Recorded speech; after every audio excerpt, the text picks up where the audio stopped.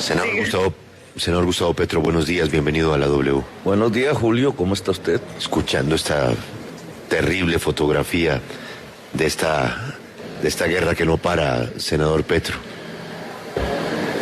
Sí, alcancé a escuchar las últimas palabras de doña Belkis. No tengo el conjunto de la entrevista, pero lo que alcancé a escuchar es que, siendo miembros de una sección especializada que se llama antiexplosivos, no tenían Que eso es lo dramático, María Camila. los vestidos Desde hace 3 meses, dice la señora Belkis. Es muy grave, no solamente los uniformes, sino que el robot estaba dañado. ¿Usted se imagina, senador Petro, unos tipos que le ponen el pecho a salvarle la vida a los demás sin equipo? Pues me corresponde, Julio, discúlpame, porque obviamente usted ha hecho una entrevista donde el dolor está allí a carne viva por los hechos, pero a mí me corresponde un tanto es mirar a través de ese dolor qué es lo que está detrás, que lo produce, no solo en la persona humana, sino en las políticas del Estado, del gobierno, las circunstancias que llevan a este tipo de situaciones en general. Y eso suena un poco más frío, pero hay que hacerlo, porque si no, todos los días usted se dedicará, y sus compañeros y compañeras de trabajo, a seguir este tipo de situaciones que ocurren permanentemente en el país y a diario. Ayer, 3 jóvenes asesinados en un municipio del Valle, los 2 policías que mueren sin tener capacidad de defensa, ante un hecho que se puede denominar aquí con exactitud de terrorista, y mañana y pasado y sigue, y lo que vamos es contando en una fría estadística una serie de circunstancias que convierten al país en uno de los países más violentos del mundo. A la dirigencia política, económica, social, mediática, porque así hay que llamarlo ahora también, le corresponde cambiar. Esa es mi opinión, cambiar. A la sociedad misma le corresponde, en lugar de muchas veces aplaudir la muerte que ha acontecido en las últimas décadas, es buscar la forma como se pueda construir en Colombia un país de vida, no un país de muerte. Senador, lo hemos querido invitar hoy porque pues usted ya está acostumbrado a ganar en todas las encuestas, pero usted no se ha querido dejar distraer por las encuestas, porque esa es una foto de hoy y no sabemos qué pase mañana. Pero tenemos muchos comentarios. Juan Pablo va a escoger algunos de nuestro numeral de hoy, que es primera tendencia, ¿no, Juan Pablo? Sí, señor, y ya son más de 2000 trinos que tenemos desde las 5 de la mañana. Todo tipo de preguntas. Pero yo quisiera, a propósito de este sitio en que estamos, que es un desarrollo de mercado orgánico con productos de los campesinos y artesanos de la industria comestible de Colombia. Usted aquí va a encontrar todo orgánico, pero hecho en Colombia, ¿no? O sea, con el esfuerzo de ese microempresario que tiene que enfrentarse a las grandes superficies. Y usted lo ve aquí, en una superficie muy respetable, en donde en este centro comercial mucha gente puede estar diciendo: uy, qué susto que gane Petro. Y si gana Petro, ¿nos cierran esta vaina? Yo quiero que usted le hable a los señores de Hacienda Santa Bárbara y les diga a los proveedores orgánicos de este país, ¿qué les va a pasar si Petro es presidente? ¿Estos mercados se acaban? Mercado orgánico se llama no quiero transitar del primer, digamos, quisiera más bien transitar del primer tema doloroso a este que usted me pregunta, más económico. Y más frívolo. Todo eso está relacionado. Hay una tesis que dice que en la base de los procesos políticos, culturales de una sociedad está la economía. Entonces, de economía siempre hay que hablar, siempre. Y olvidarla es un error fundamental en cualquier análisis, pero Yo quisiera ver este tema de la policía, en general, de la política de seguridad, digamos, porque Bueno, pero vamos a la policía otra vez porque me la pregunta después, ¿vale? el presidente habló sobre la policía y le echó un indirectazo. Pero yo creo que usted le responde en un minuto a los señores de Santa Bárbara. Si Petro es presidente, ¿este mercado hay que cerrarlo? No, mira, los mercados no se cierran el mercado en general. El mercado en general. Y estamos en una sociedad no de mercado, sino con mercado, que es diferente. Seguirá siendo una sociedad con mercado.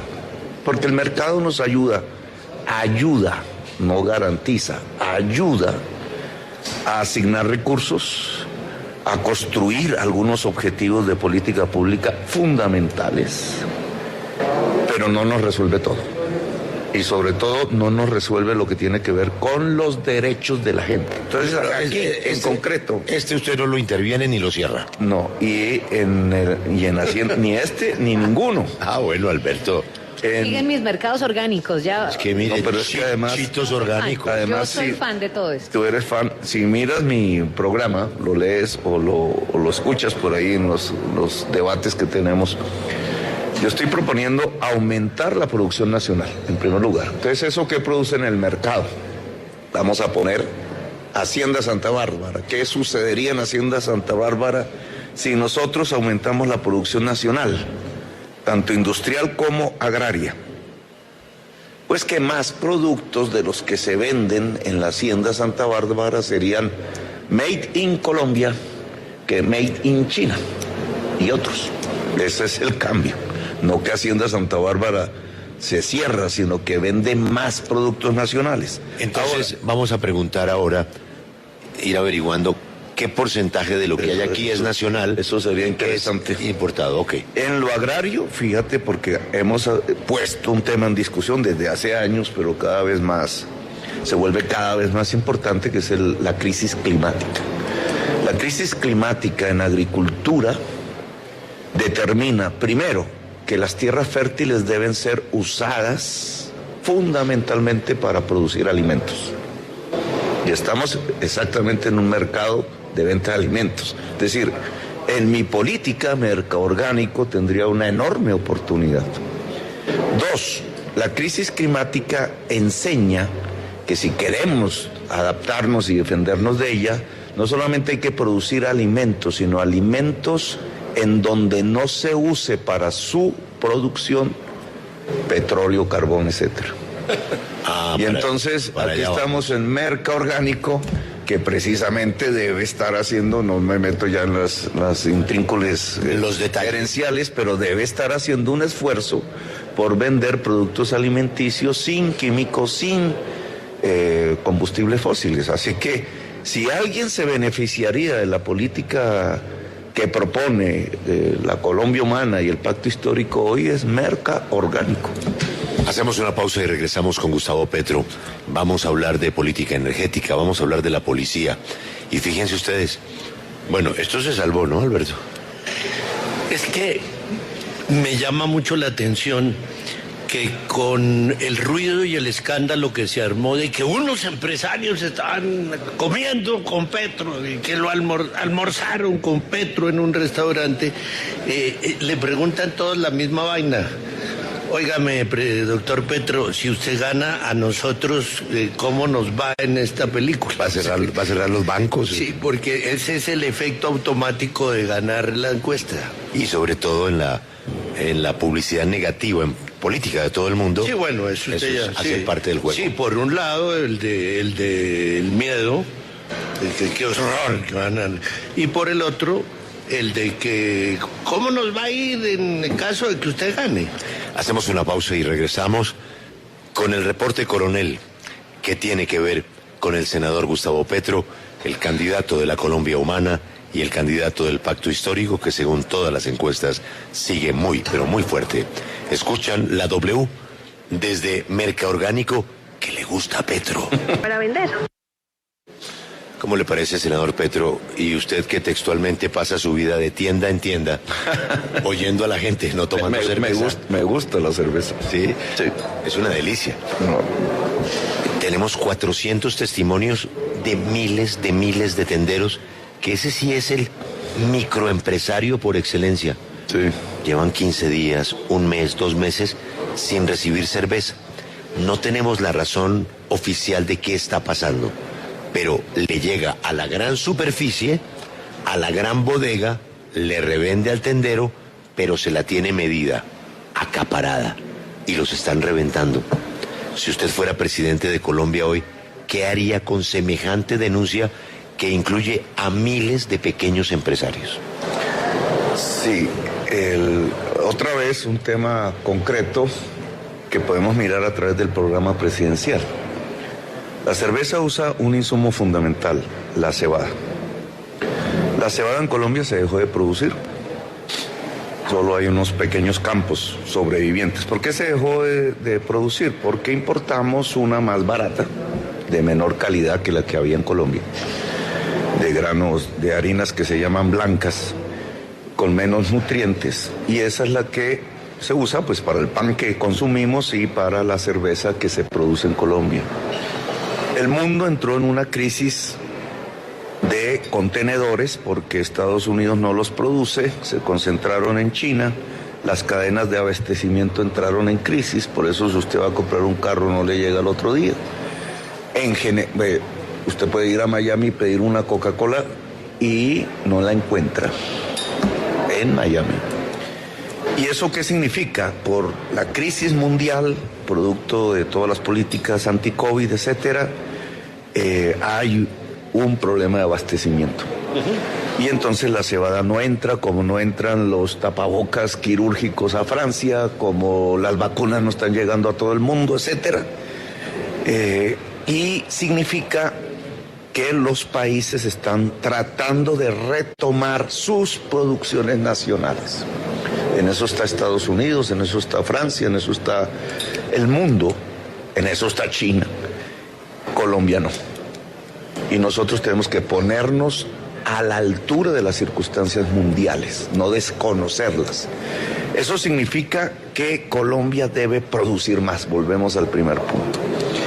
Y guarecer una serie de ramas productivas del país, sobre todo las que más trabajo pueden desencadenar en Colombia de una competencia internacional que muchas veces está subsidiada, es dumping, etcétera, y que está acabando la agricultura y la industria nacional.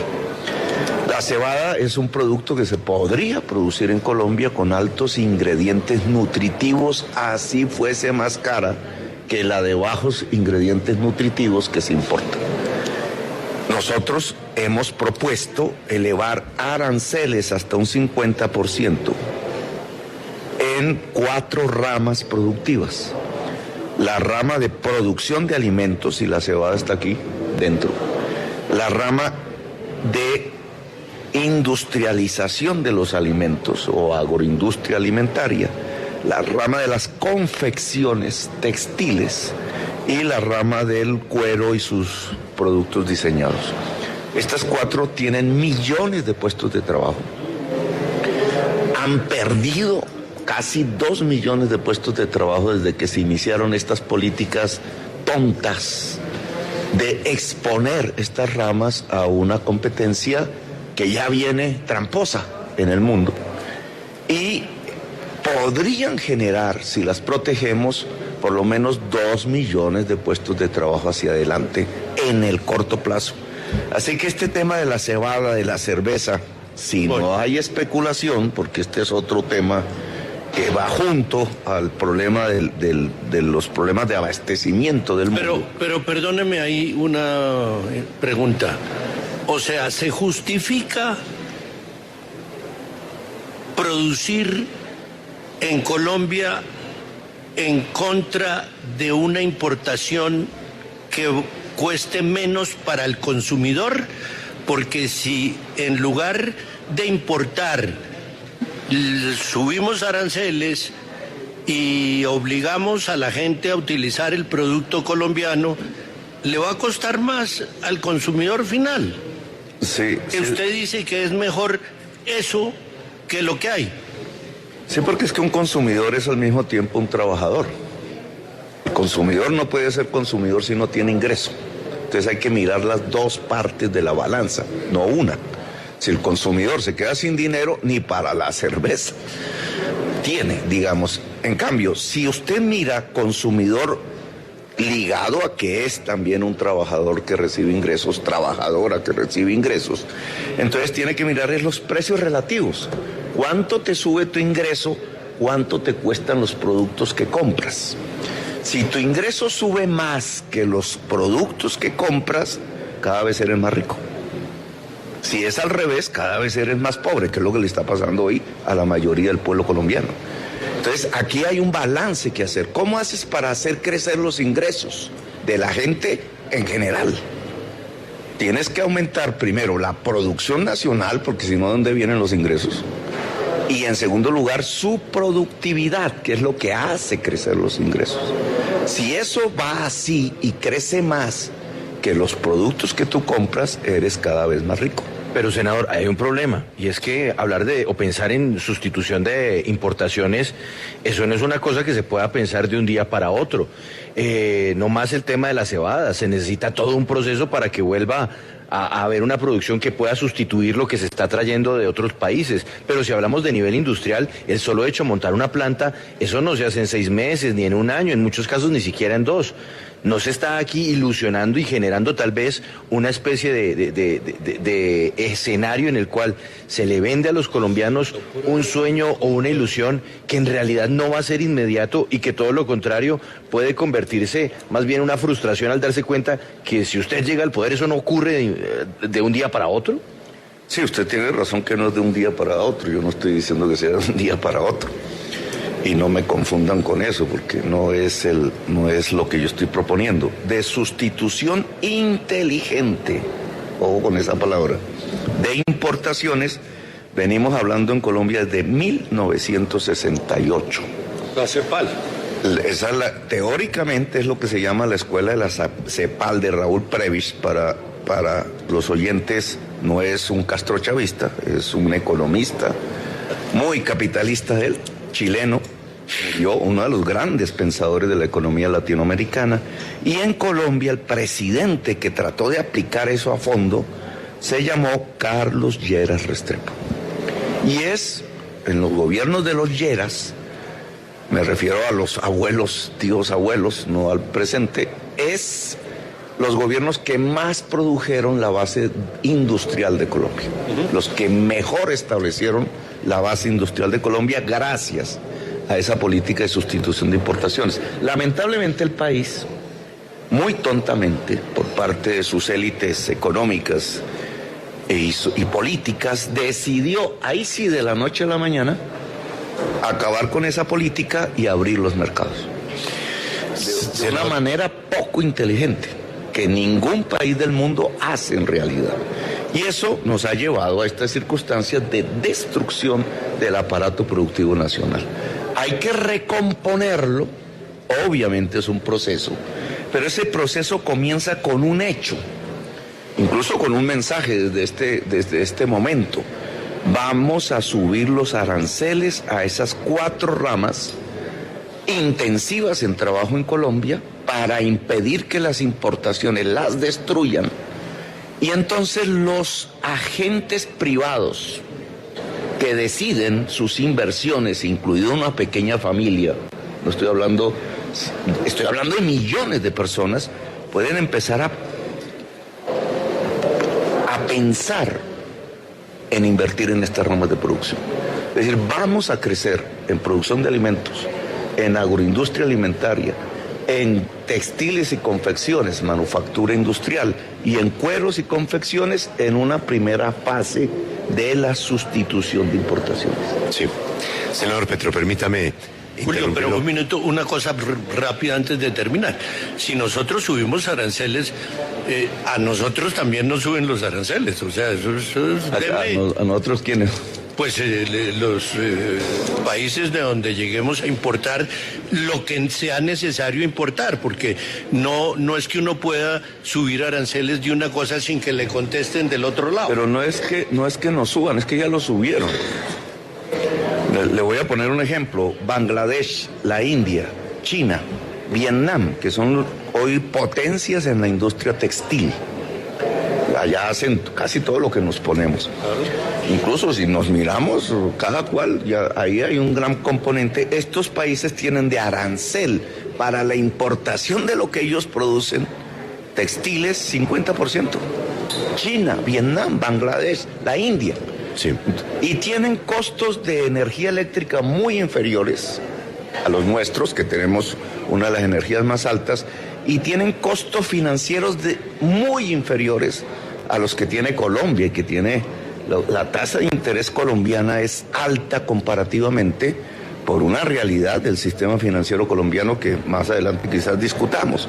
Eso hace que ellos protegen y produzcan más barato que Colombia. Y entonces estamos en el peor de los mundos. Entremos nosotros a proteger y bajemos costos de energía eléctrica, bajemos costos financieros y otros costos que incrementarían la productividad del país, y podemos tener un futuro en ese tipo de ramas manufactureras y agrarias. Y ahí hablaremos del sol y del aire de La Guajira. En segundos en la W, porque llegó el reporte coronel.